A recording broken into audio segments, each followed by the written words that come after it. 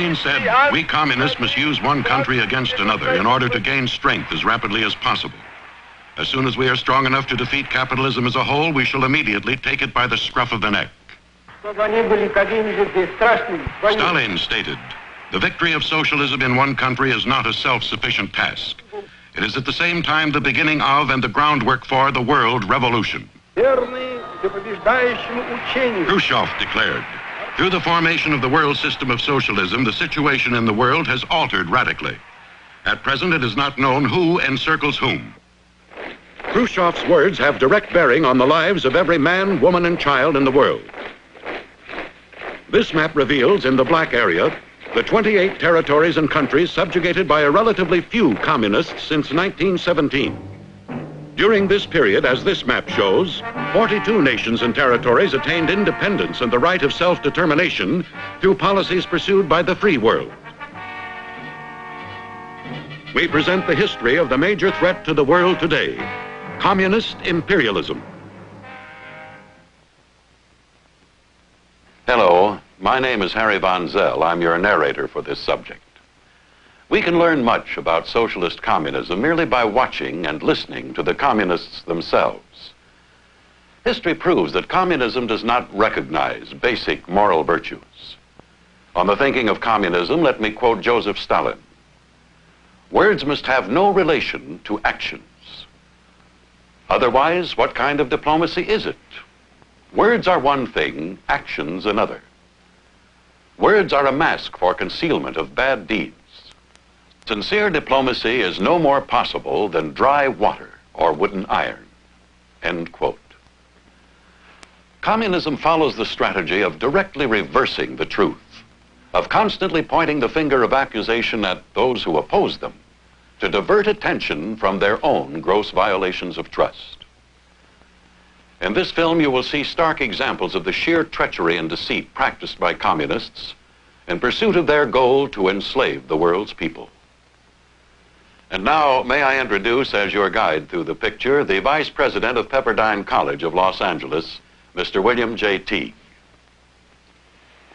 Rare film footage recently obtained from behind the Iron Curtain exposes the true significance of the promises and alleged good intentions of the communists.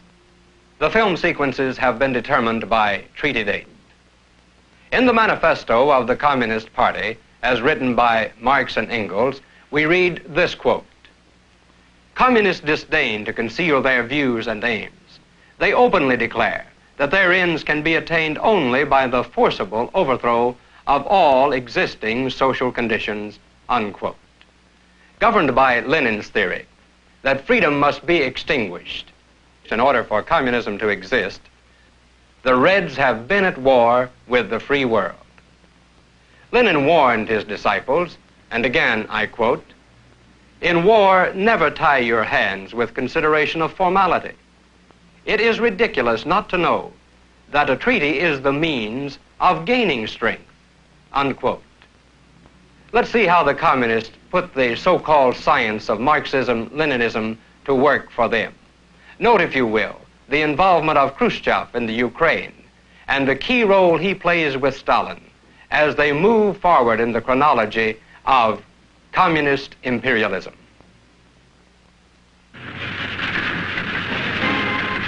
In 1939, the question of war or peace to a great extent depends on the Soviets.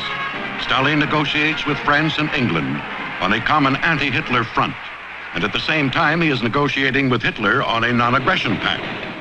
Nazi Germany's Foreign Minister von Ribbentrop comes to Moscow to confer with Maxim Litvinov, Soviet Commissar of Foreign Affairs, regarding the agreement.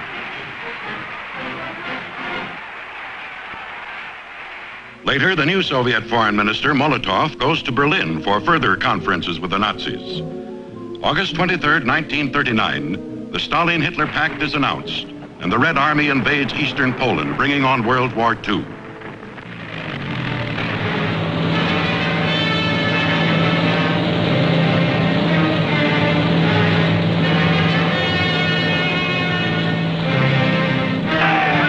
Communist fifth columnists come out of hiding, ready to do their part in consolidating the takeover. These are some of the 250,000 prisoners of war being sent to Russia.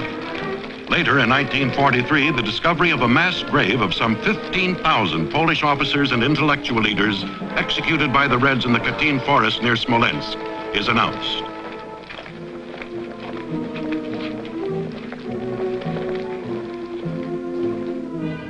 Stalin stages a mass meeting to greet communist representatives of the allegedly liberated Western Ukraine and Bielorussia, who asked to be accepted into the Soviet Greater Ukraine. This parade is ordered to celebrate the incorporation of Eastern Poland into the USSR and is in honor of Nikita Khrushchev, key troubleshooter for Stalin, now the new secretary of the Central Committee of the Communist Party of the Ukraine. Khrushchev falsely declares, "Our political positions are well known. We have held and hold to the position of non-intervention in the internal affairs of other countries." The example of Finland. November 30th, 1939, grossly violating their non-aggression pact of 1932, Russian planes without warning or provocation bomb Helsinki, signaling the Red Army's ruthless aggression. Some 400,000 displaced Finns moved their possessions by every possible means of transportation. The 8 million Finns are heroic in the defense of their freedom against 170 million Russians, but the Soviet-Finnish war ends with the ceding of Finnish Karelia to Russia. The example of Latvia. Also in 1939, under Soviet threat, Latvian borders are forced open.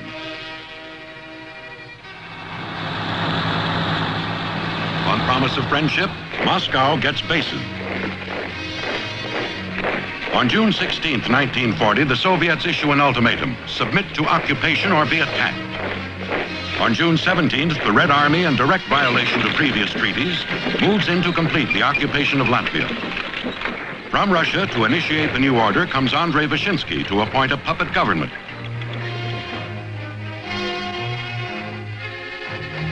With August Kirchenstein as prime minister. Russian technicians are sent in with the troops. Banners and signs prepared by subversives demand admittance of Latvia into the Soviet Union. In July, Johannes Spyris, second secretary of the Latvian Communist Party, makes the formal request of the parliament.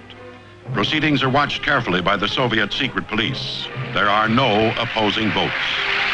On August 3rd, Kirchenstein leaves Riga with a delegation of Latvian communists for the Moscow Supreme Soviet.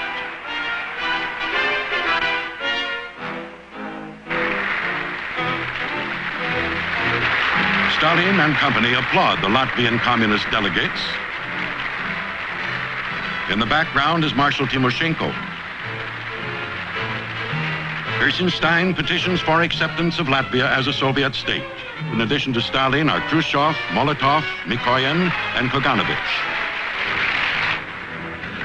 Kirchenstein speeds home to be welcomed by Soviet troops, his new guard of honor. The red flag flies over Latvia.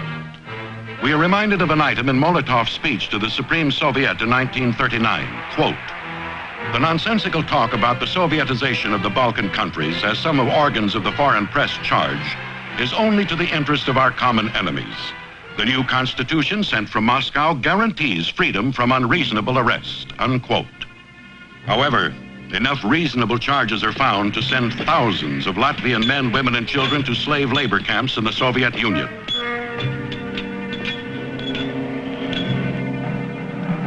On this list are the names of 78 people arrested by the NKVD, Soviet secret police. The notation at the end of the list explains the quite reasonable charges. Not politically reliable, shoot them to death. The example of Estonia. Also in 1939, with more promises, the Soviet Union requests these bases. The little country accedes. In June of 1940, the Red Army invades Estonia on the pretext that Soviet soldiers stationed there have not been assured proper security. Less than a month later, a new Communist Constituent Assembly holds its first session. Key communists, indoctrinated in special schools in Moscow, exhort the populace to accept the party as their masters. Typically, a vote of confidence for the one-party ticket is ordered. Another victory parade or a new Moscow-approved puppet government. Estonia succumbs to communist imperialism. The example of Romania, June 28, 1940. Leftist underground workers who prepared the way welcomed the invasion of the Red Army into Romania. Russia demands Bessarabia and northern Bukovina. Romania is powerless to resist. Romanian soldiers are evacuated to slave labor camps in the Soviet Union. The red flag flies over eastern Romania. Stalin's advance agents Khrushchev and Commissar of Defense Timoshenko organized the local communists. Khrushchev congratulates the Romanians on their liberation and assures them, quote, "The Soviet government does not pursue the aim of changing the social systems existing in Romania," end quote. As you just witnessed, the communists took Lenin at his word that a treaty is the means of gaining strength. Beginning with the first treaty by the Soviets in 1920, the communists recognized the independence and made alliances with their neighbors to gain time in order to marshal the resources and energies of the 170 million Russians to build a powerful military force. When they felt they were strong enough, they systematically and immediately gobbled up their neighbors. The Reds found that in most cases, just the threat of Soviet power was enough to gain their ends. Karl Marx, one of the original architects of the communist theory, said, and we quote, "The Russian bear is certainly capable of anything, as long as he knows the other animals he has to deal with are capable of nothing," unquote. Communist imperialism was on the march when these things happened. On June 22, 1941, Hitler, without warning, turns his forces against his pact partner, Stalin.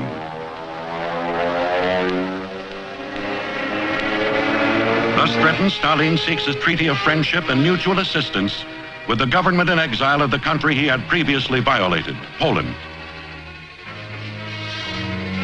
On December 5, 1941, General Sikorsky, shown here, executes the agreement. Stalin promises a free and independent Poland after the war to Sikorsky. Stalin joins the Allies, pledging, quote, "We shall give the liberated peoples of Europe the full right of freedom to decide for themselves the question of their own form of government," end quote. Behind the scenes, Stalin grooms his future puppets, the Lublin Committee, made up of Polish communists who are laying the groundwork for the re-takeover of their country.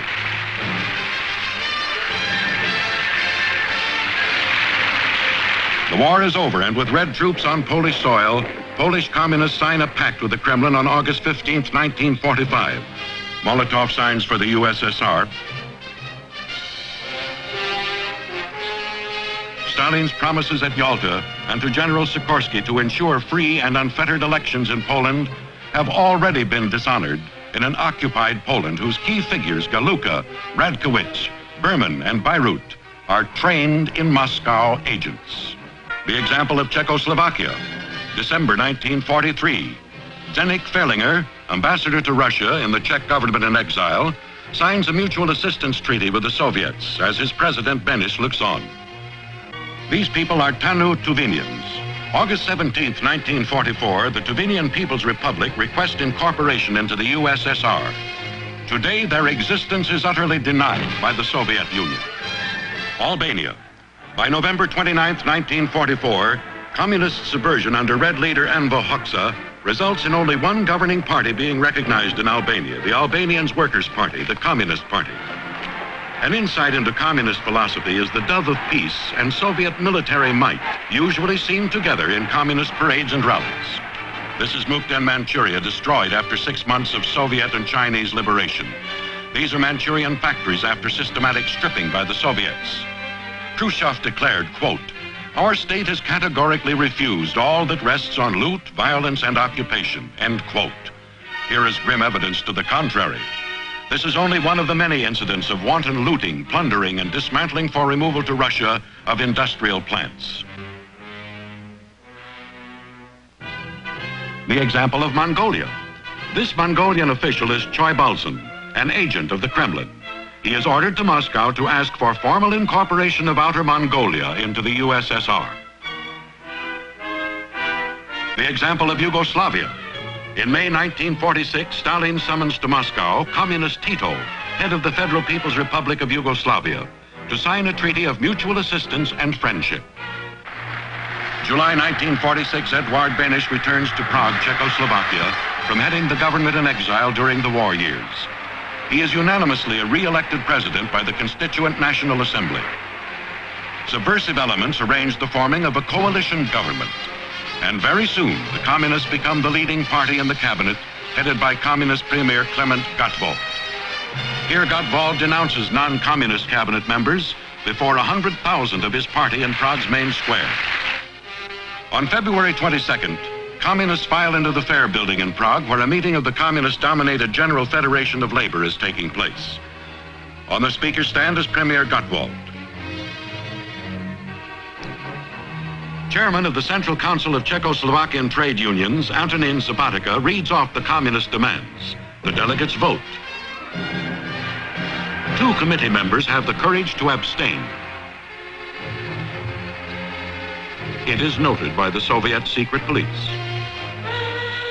This whistle signals the beginning of the communist called strike to compel President Beneš to accede to their demands. All business shuts down. Transportation is halted. Miners leave their shafts.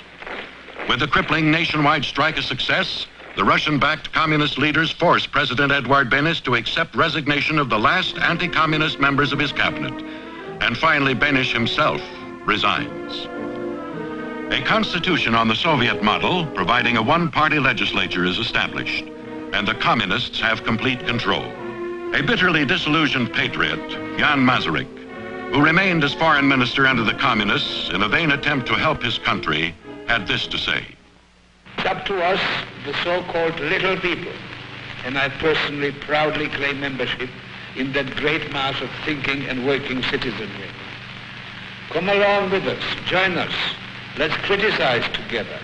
Let's make suggestions together. Let's insist on being heard, and actions are bound to follow. Truth shall conquer if we give it half a chance.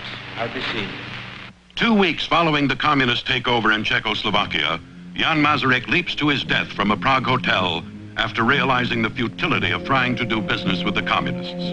Former President Beneš, who also learned this lesson, dies a year later of a broken heart. The stage set, Stalin beckons his Romanian puppets to Moscow for the usual formalities of requesting acceptance into the Soviet. Dr. Peter Groza, head of the communist-led coalition government, arrives with Romanian Communist Party leaders George Udej and Anna Poker. Finally, Groza signs a treaty with the Soviets on September 15, 1947. Molotov signs for the USSR. 7 months later, Romania becomes a people's democracy modeled on the Soviet system. Khrushchev's promises of keeping the status quo was nothing more than Soviet diplomacy. Words are one thing, actions another. Berlin. Following World War II, communist puppet William Pieck strengthens Stalin's grip over East Germany. June 17, 1953, the people of East Berlin rise in revolt against their red masters, demanding free elections. Nearly 100,000 angry people staged the first great popular rebellion inside the Iron Curtain. And part of the Iron Curtain is torn up. Every hated communist emblem is put to the torch. After 1 day of freedom, Russian military might quells the surging crowds. It is a powerful demonstration of an oppressed people risking their lives in defiance of Kremlin tyranny. The example of Hungary. Leaders of the communist subversive movement in Hungary arrive in Moscow to assure Stalin that Hungary is ready to be taken into vassalage of the Soviet Union. October 1st, 1949, Hungary becomes a popular democracy. General Secretary of the Hungarian Workers' Party, Matyas Rákosi, arrives to cast his ballot and to speak of Soviet generosity. I quote Rákosi. What was the role of the Soviet Union in the creation of a popular democracy? Without the unremitting, kind support of the Soviet Union, the Hungarian popular democracy, and I may add, all other popular democracies, would never have been created. End quote. Harping on capitalist imperialism, the Reds satirize alleged warmongers. In 1956, the world learned the meaning of the unremitting, kind support of the Soviet Union. Russians, go home. The Hungarian people are in revolt. They succeed in overwhelming the Red forces and hold the upper hand for a few days.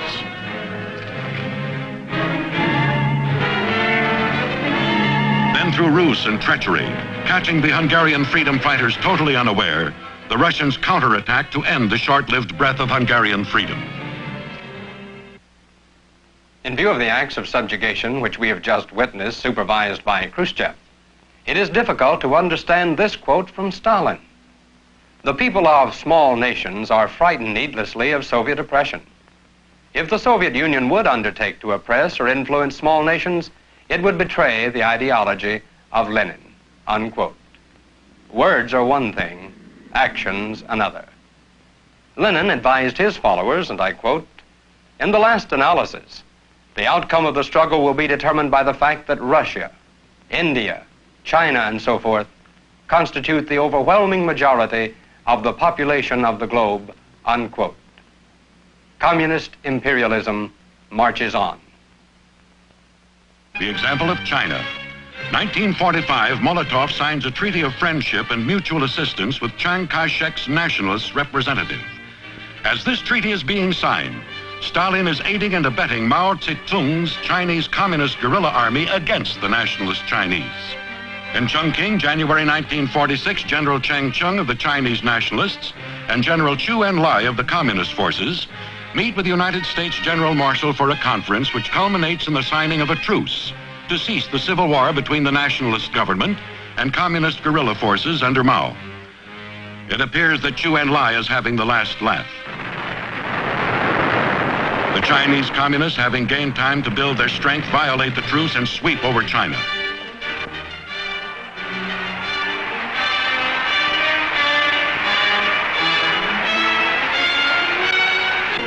This victory parade in Shanghai is in honor of Stalin, Mao Zedong, and General Chu Tae. A 50-year treaty between Red China and Russia is signed by Red China's Foreign Minister Chu Enlai in the presence of Stalin, Molotov, Voroshilov, Mikoyan, Khrushchev, and Mao. Vyshinsky signs for the Soviet Union. Stalin and Mao witnessing. The example of Korea. World War II ends with the northern part of Korea in the hands of Soviet troops. United States and Soviet representatives meet in Seoul to reach agreement on unification for Korea.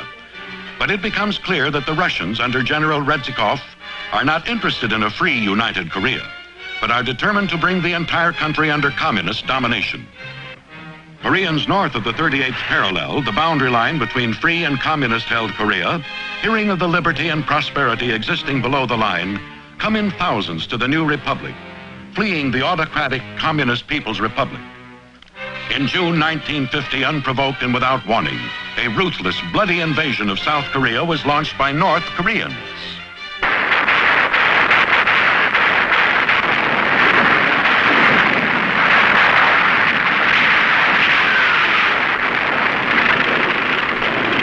The lettering on this tank, however, is Russian.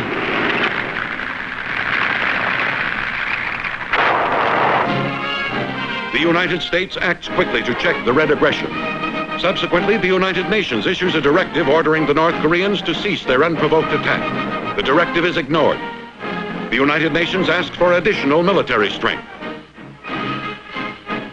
Red China enters the war, allying herself with the North Koreans.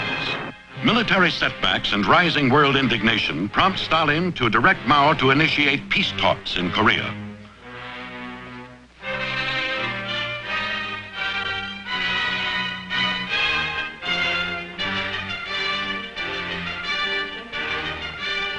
For the free world, the talks are frustrating, characterized by deliberate delays, haggling, and petty arguments by the Reds as the war rages on.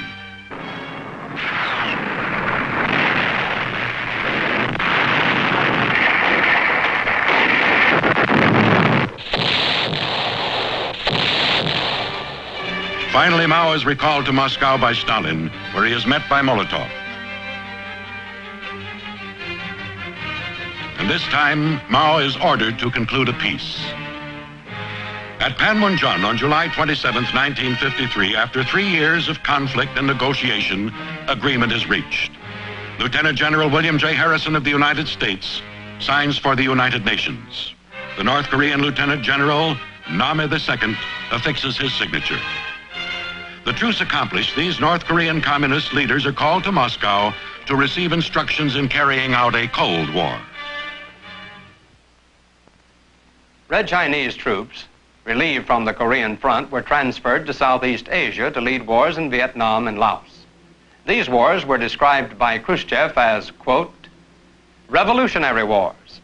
These are not only possible, but inevitable, and will continue to get communist support. Khrushchev describes the Cuban situation as people's wars of liberation and sacred wars. Communists must not only support such wars, but lead them. Khrushchev points out, and we quote, where transition to communism meets no determined resistance, it can be brought about peacefully. Otherwise, communists must encourage armed uprising and civil wars, end quote. There was no determined resistance to communism in British Guiana. The example of Georgetown, British Guiana, 1953. International communist intrigue smolders here. Britain charges a red plot as threatening the government. Accused of this conspiracy are Chetty Jagan and his wife, heads of the People's Progressive Party. Communist propaganda literature is confiscated, but the communists had their foot in the door.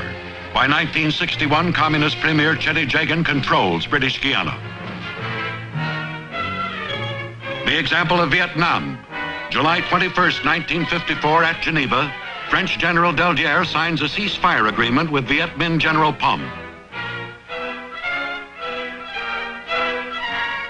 Others taking part are Russia's Molotov and Viet Minh Foreign Minister Pham Van Dong.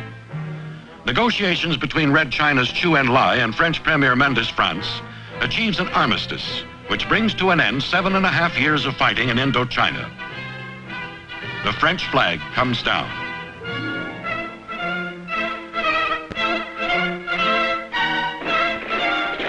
The French leave Hanoi, according to the armistice terms, and virtual control is left in the hands of red elements. These are some of the million Vietnamese refugees fleeing the area. The Red Viet Minh Army takes over. The communist flag goes up. Proclamation and decrees of the new order are immediately posted. Cuba.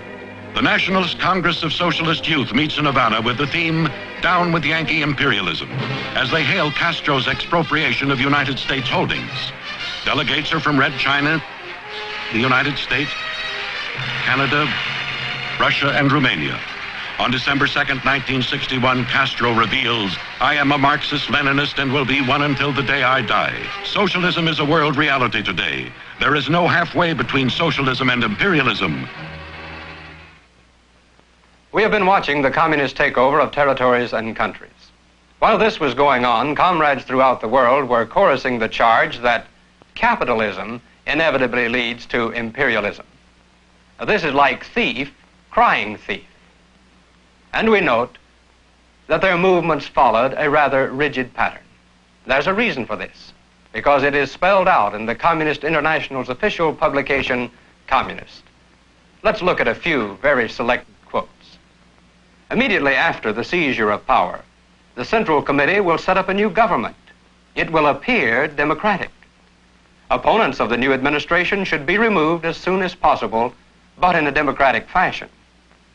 That is to say, be brought to trial before a people's court comprised of one known member of the party and 2 secret members or sympathizers. The country should not apply for inclusion in the Soviet Union until they have received instructions from the Comintern. Traitors are to be liquidated without trial. The term class enemy comprises the following groups: members of ideological movements of a nationalist or religious character, members of the police force, diplomats, civil servants, officers, any individuals known to have opposed the revolution. We continue our quoting. Whenever necessary, representatives of the churches should be allowed to contribute in the preparation and carrying through of the revolution. Their numerical strength should determine the rate at which church influence is later to be eliminated from the party. End quote. The Communist International's blueprint for conquest speaks for itself. But the will for freedom cannot be chained. Let's look.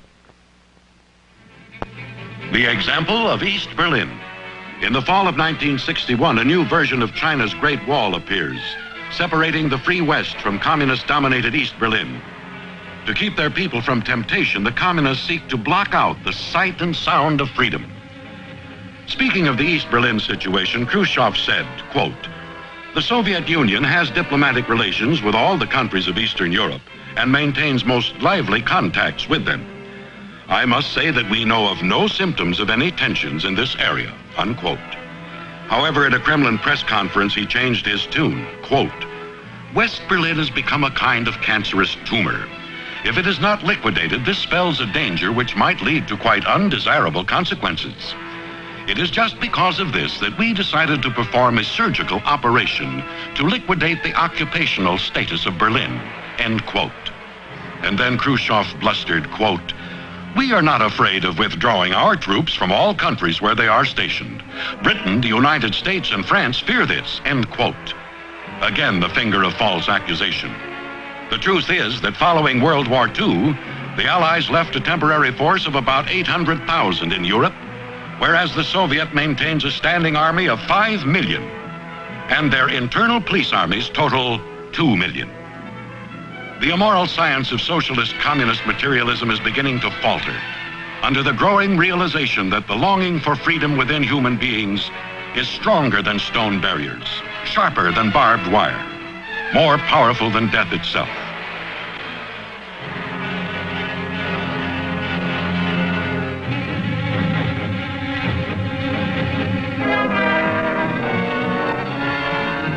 Here is a grim tug of war. East Berlin secret police are attempting to pull this woman back up into communist captivity.